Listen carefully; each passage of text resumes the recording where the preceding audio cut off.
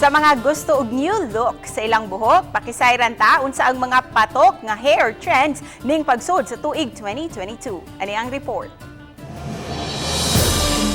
Sa salon sa usa ka mall sa Dancolon, naabtan namo ang 8 anyos nga si BJ. Mikuyog raon ta siya paingon sa salon, apan nainteresado sa buhok sa mga usa sa mga personal didto. Mga gagmayng strands nga lain-lain ng color o itsura.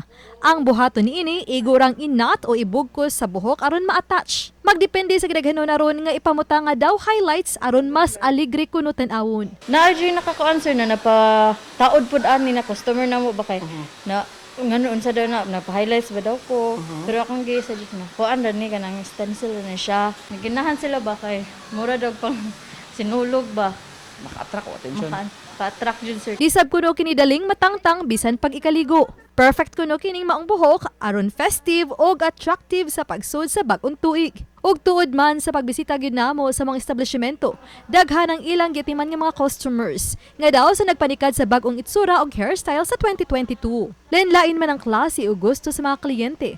Apan nabantayan sa tagduma sa salon nga ang common nga hairstyle labi sa mga batanon mao kini ang gitawag nilang wolf cut o Korean inspired kuno nga look nga daghan ang nainteresado karon. Shaggy, wavy, mo na siya. Karon wolf cut na tawag karon. Wolf cut na. Nganong kunong daghan may nangita naman. Tungod na ng mga Korean nga uso karon sir ba, trending siya.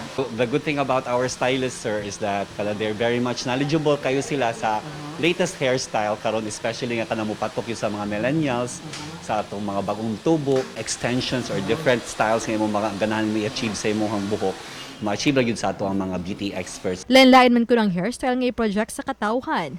Basta aduna lay confidence sa ilang kaugalingon o kakomportable mo dala niini, may labing importante. Uban ni Godfrey Rilien, ako si Marie Dumabok.